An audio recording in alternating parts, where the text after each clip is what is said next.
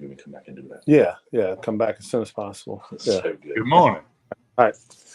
Welcome, everybody, to Sports Shorts Daily. Ronnie Rance alongside Tommy Christ and TK coming to you over at Tremonti's Meat and Seafood in the adult section of the store with the liquor all behind them. I am at an undisclosed location rocking our brand new Baton Rouge Rougarou starter satin jackets, which go on sale today at brrougarou.com. Check them out.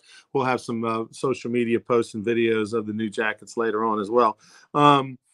We also we're presented by of course, LeBear's Casino and the new ESPN Bets Sportsbook, a bar and grill, the best place in Baton Rouge to watch all the sports action. The playoff basketball tournament. Who would have thought Tommy and TK was so down on this in-season basketball tournament for all these weeks? Now he's Mr. In-season tournament, knows all the ins and outs as the Pels make it to the semifinals. 4 teams going to Las Vegas.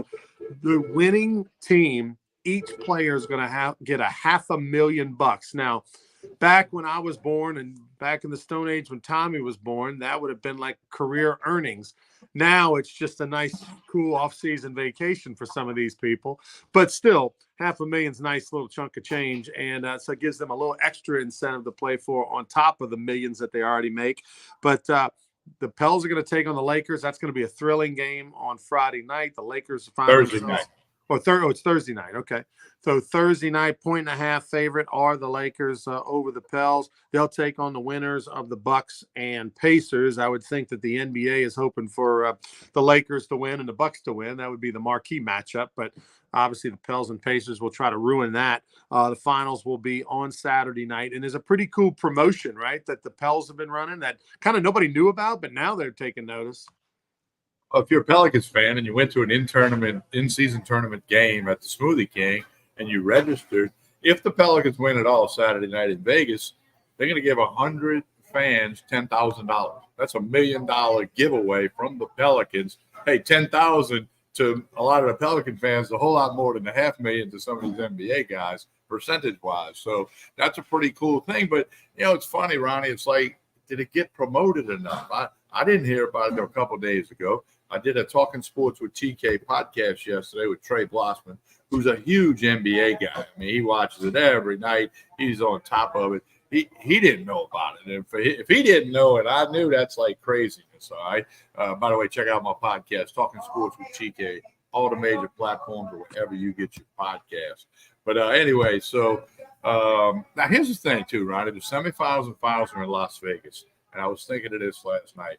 Ronnie, we can go back 10, 12 years ago, and Las Vegas was a taboo term for all professional sports. And, they wouldn't talk betting lines. Al Michaels might do it, but it wasn't a common thing. Now, the sports world with hockey, you got the baseball team going to move there in a couple of years. The NFL team's there, Final Fours, Super Bowls. I mean, it's just it's a scant 12 years ago or so, give or take a year. That was not mentioned. And now Vegas is becoming like this sports capital of the world because it's a destination place. Lots of people have been to Vegas. Some haven't. And, when LSU plays out there, they're going to get fans. I mean, it's just amazing the shift. We're both old enough to remember when they didn't, now you got betting lines on TV, fantasy football stuff, scrolling on the screen during the game. I mean, that's amazing how that changed over time, not just for football, but for all sports, including the hockey team. Didn't they even win the Stanley Cup? Yeah, they did the first year of their existence. Yeah, so I mean, and who knows? I got a WNBA team there. Who knows what else will be there? They've always had minor league baseball. That's been around in Vegas for a very long time. And of course, some people remember the UNLV Running Rebel basketball team, which made a mark for many years with Jerry Tarkanian. But it's just, I was thinking about that last night, how much that whole sports and Las Vegas term connected. It really is incredible, TK. You mentioned, the only thing left is MLB, and that's expected to happen because MLB's got a weird number of teams, 31 teams. They're expected to add a 32nd team. Everybody expects it to be Vegas.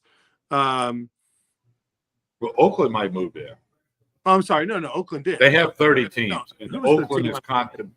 We've got an NBA team is what we're talking about. Yeah. NBA team is what's Could be meant. an NBA. Yeah. Right. Major League Baseball team's actually having catty corner to MGM right there by the airport. Saw some of the designs for this thing. And of course, it's like everything else now. It's not just the stadium. It's like a stadium and a city around it. It's going to be fantastic like you would expect. But yeah, you're going to have obviously baseball with the A's, and then you've already got the Raiders. So the whole Bay Area, bye-bye. They've relocated. And then it's expected with a new franchise to pop up. Maybe a franchise moves there. I mean, we're not too old to remember Seattle moved to Oklahoma City. I mean, that happened just, somewhat recently. The Clippers used to be in San Diego, back in the day. Obviously the Jazz moved from New Orleans to Utah is one of the more famous ones. And one thing about Vegas that a lot of other cities don't have, they have the room to build stadiums because they're in the desert. If you've ever flown into Vegas, you're literally flying over sand for like 20 minutes. Then there's the Strip in Vegas, which has grown a lot. I haven't been there in over 10 years, but I did make 4 or 5 trips out there a while back. But they got plenty of room to build that park and this stadium because they're not landlocked like, New Orleans. I mean, New Orleans had to put up a new football stadium. It had to be in Slidell or Laplace or Homer or something like that, But Vegas, it's going to grow, and who knows where it'll be 5-10 years from now. Right. All right, so that's exciting. The Pels are healthy, and what a difference it is when the big three. I mean, look, the Pels might not be the best top 3 in the league, but they're probably arguably the best 7 or 8. When they're all healthy and when they're all available, 1 through 8, they probably can be as good as any team in the league. The problem has been that they just haven't been healthy most of the time. There's been less than 20 games, ever that the big 3, McCollum and Davis and Ingram and Zion have all played together. And now they're back, and you see what a difference it makes when they are healthy. They can go on the road to a very good Kings team in an important game and win, when they were trailing by double digits early on in that game. And so it's exciting to see. They're going to be taking on the old man, LeBron James, who ain't playing like an old man this Thursday night. Pels and Lakers. All right, let's move on to the big news of the week. Obviously, Jaden Daniels made it official. He's going to be one of the Heisman finalists and is expected to win it. He's the favorite at all the odds makers. But the one thing that caught me the most, I expected Penix and Nix and Daniels to be going to New York City. I didn't think Marvin Harrison Jr. had enough juice to get to New York City. Based on his production, based on how the others really kind of separated themselves from the pack. And look, some years there's 3 people in New York, some years there's 5, it just depends on how the votes all kind of play out.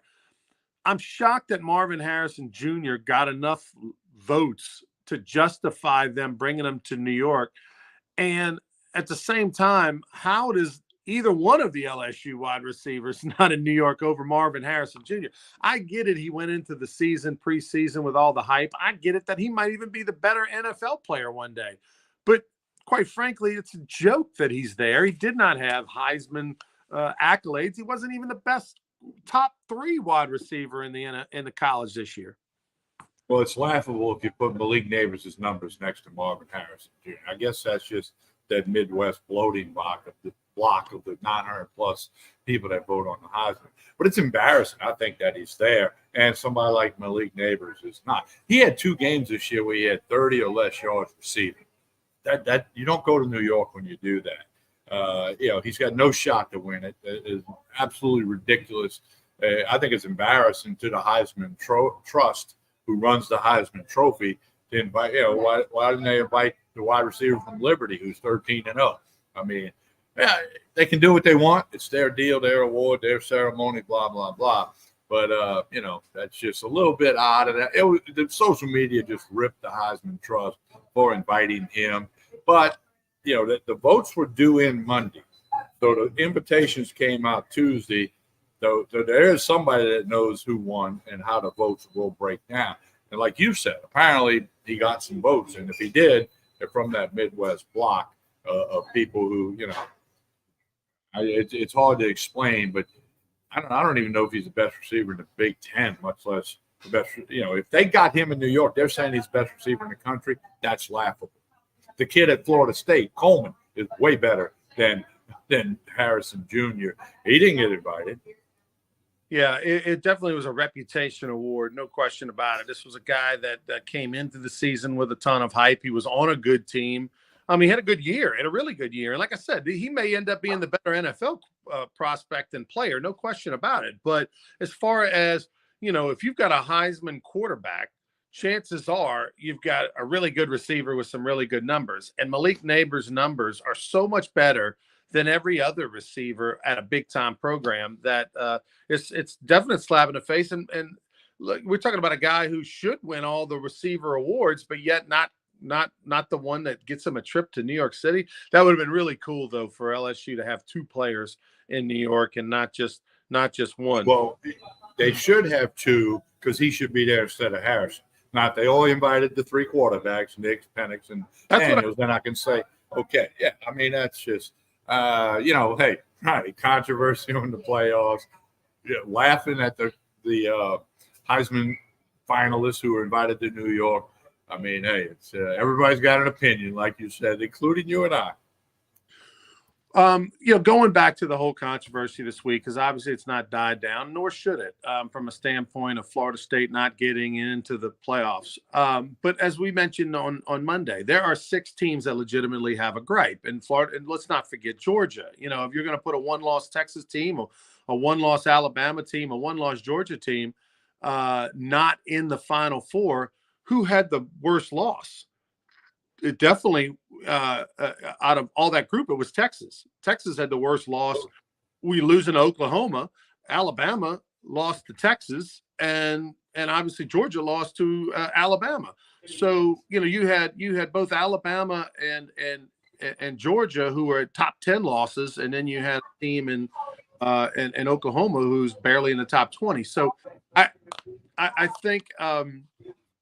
But look, that's splitting hairs. But my point is that, everybody's got a gripe here. I'm on the side of Florida State deserve to be one of the 4. But then if they are one of the 4, I would have probably said, well, Texas got screwed or Alabama got screwed, Georgia got screwed. There is just 6 teams that really deserve to be in the top 4. And it's impossible to decide without pissing off a giant fan base and other people who can make really good arguments on their behalf. But the bottom line is 2 people are going to feel like they were lovers scorned. And, you just have to sit back, make a decision, and let them scream and holler. And it is what it is. I think it's ridiculous, and I don't think it's ever going to go anywhere. But DeSantis, the governor of Florida, has said he wants to set aside $1 million out of the state budget for litigation expense for them to sue the NCAA and the playoff committee or whatever. I mean, for Florida State not getting in. I mean, you talk about the ultimate waste of taxpayer dollars. That would be it. Because, I mean, even if you win, so what? What if you win a month from now? Yep. Like what? But the reality is that unless there's an audio tape that says, hey, Florida State deserves to get in, but let's not vote to let them in because we don't like them for whatever reason. Unless there's something like that, there's no chance that this thing has any legs to it. Well, no, I agree with that, but there is a lot of money involved because the check that would come from the playoff game versus whatever bowl game they're going to is significantly different. Okay. Yeah. And then you could say, well, that doesn't just affect Florida State football, but their whole athletic department. So there's some layers involved. But you know what, Ronnie? I'm going to say something I said Monday. Life's not fair some days, but not just in the sports world, but in the business world, people with relationships and, just some days life's not fair. Okay. So I go back to one of Coach Bertman's famous lines. It's not about what happens to you. What do you do about it? Okay. And, maybe, and it's easy for me to say because I got no skin in the game at Florida State. I got an old teammate who was a huge Florida State Seminole football fan, and he's still got smoke coming out of his ears. He's upset. He's mad, blah, blah, blah. But I got no skin in the game, but it's a tough situation for them.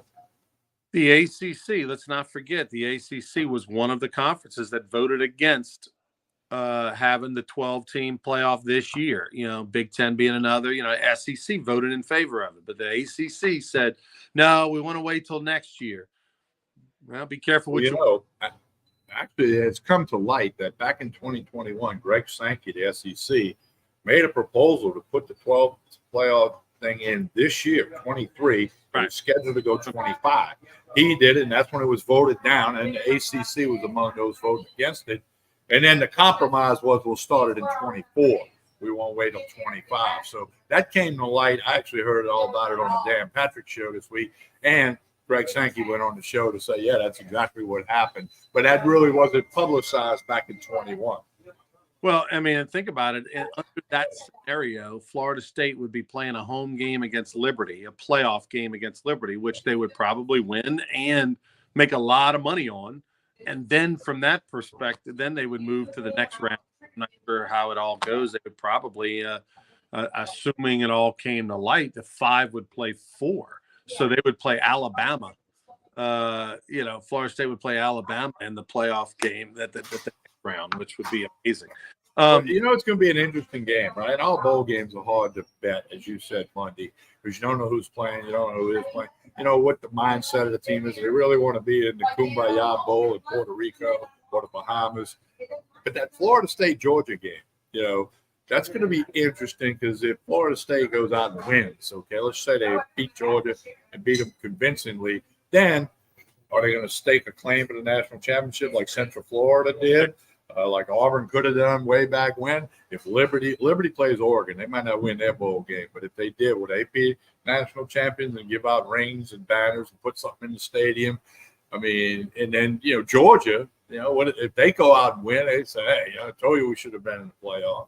Oregon, by the way, Nix is going to play in that game against Liberty, so therefore, no, Liberty will not win that game.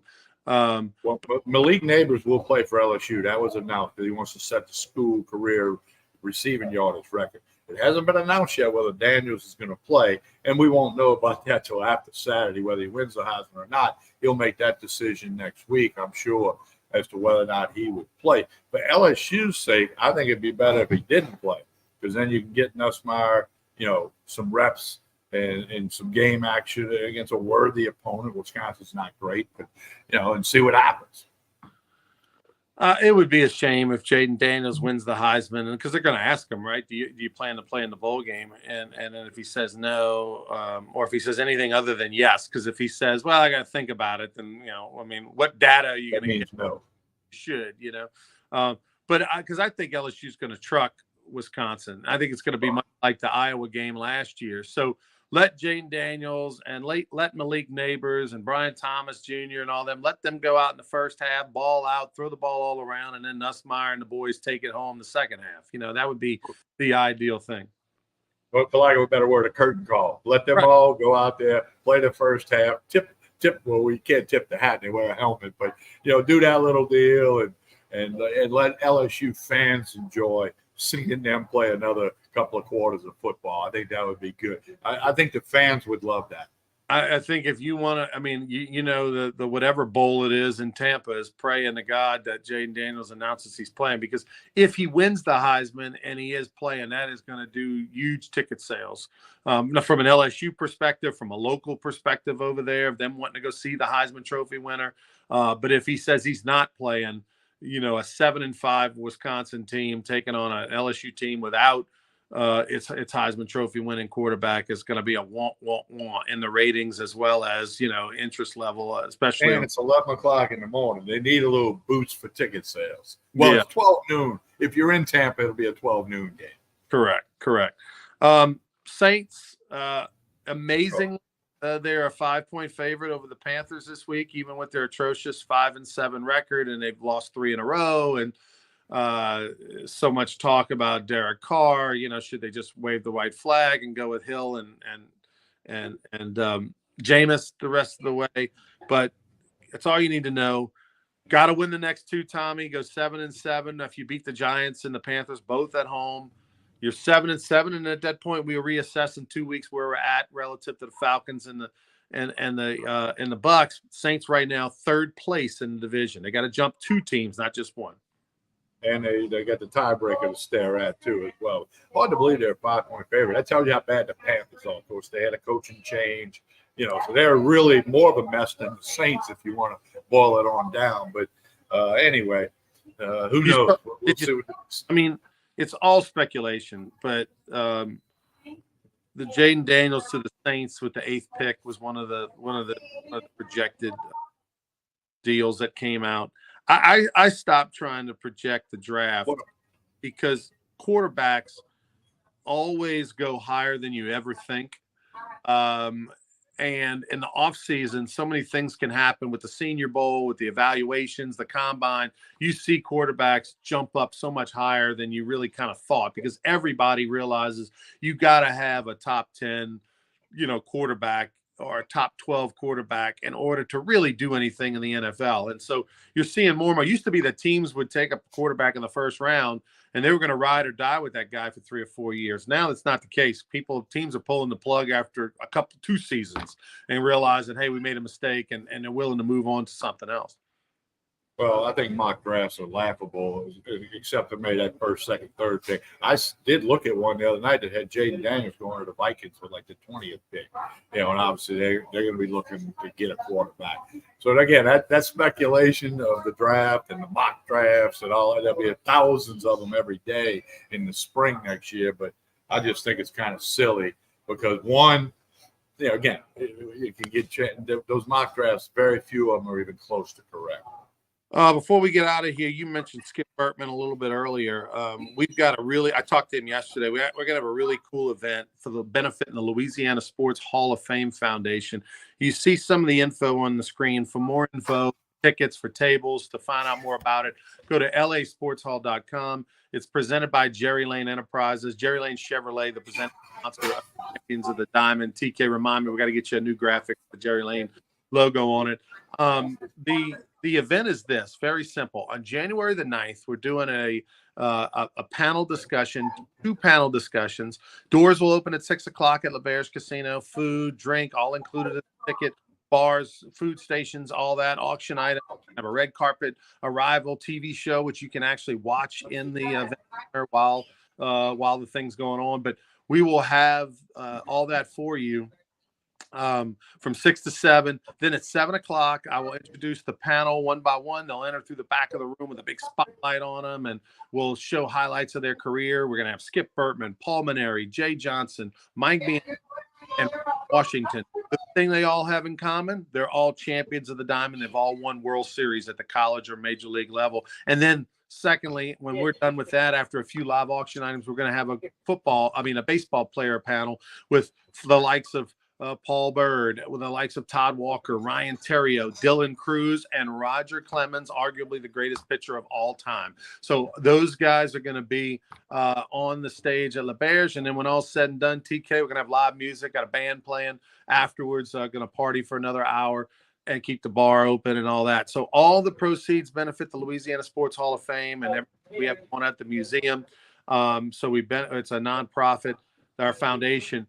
But it's going to be a night to remember, be a first-class event, great food and drink, but also and then we've got folks like Kevin Gosman and Andrew Stevenson and others that are going to be in attendance. We'll introduce them, and they'll be interviewed on the red carpet show. So we're going to have lots of great baseball players that are going to be in the room as well, outside of just the panelists that are all World Series champions on stage. So you definitely want to be there. Individual tickets are available. Tables are available. Go to lasportshall.com. Ronnie, if you run out of people to interview, I'll do work. I know it's not happening. I'm trying to be funny on a Wednesday. Saint champion of the Diamond. Chalmette, hey, beat Tennessee in college one time. By the way, the high school football state championships begin tomorrow, 3:30 in the Superdome. Games are going to be Thursday, Friday, Saturday, 8 games over 3 days. You can watch all the action live on Cox Cable Channel 4. That's your view in Baton Rouge, Lafayette, New Orleans, or live stream on nfhsnetwork.com. I'll be doing 6 of the 8 games on the sidelines as the reporter, halftime show, all that stuff. So check it out online. By the way, Joel Davis, Tommy, will be one of my sideline interviews Friday night when Acadiana takes on Catholic High. Joel's going to be on the sidelines as Acadiana because he works with Red Zone Fundraising, and that's one of his clients. So you don't want to miss it because you never know what's going to come out of his mouth. But probably in the second or third quarter, I'll be interviewing Joel. Well, I can tell you this too. Red Zone fundraising is coming to Most Blessed Sacrament Athletics in the spring too. Nice. So we already had some meetings with Joel, and we're gonna, do some good work for the Pelicans of Most Blessed Sacrament. All right, TK, tell us about Tremonti's as we get out of here. Well, you got gift cards, gift boxes. That's the big thing. They got all the meats you need, the seafood, the chicken, the pork, everything you want, all your whiskey, your wine. It's all available at Tremonti's. Again, gift cards, gift boxes. Make it easy on yourself. Order the prime rib for Christmas. I do that every year, and I'll do it again this year. And stop by. You'll be glad you did at Tremonti's. They can cater your office party, your neighborhood party, large group, small group, doesn't matter. Tremonti's.com, or stop by 12451 Jefferson Highway, just down the street from Parkview Baptist Church and School. Mike and the staff do a great job. Tremonti's Meat and Seafood. Hope to see you then. Hope as we always say, please like and share this show. Like and share this show. That helps out everybody involved, and we appreciate you watching. Thank you very much. More Sports Shorts Daily, Friday morning at 9:30. We'll talk to you then. Have a great day, everyone.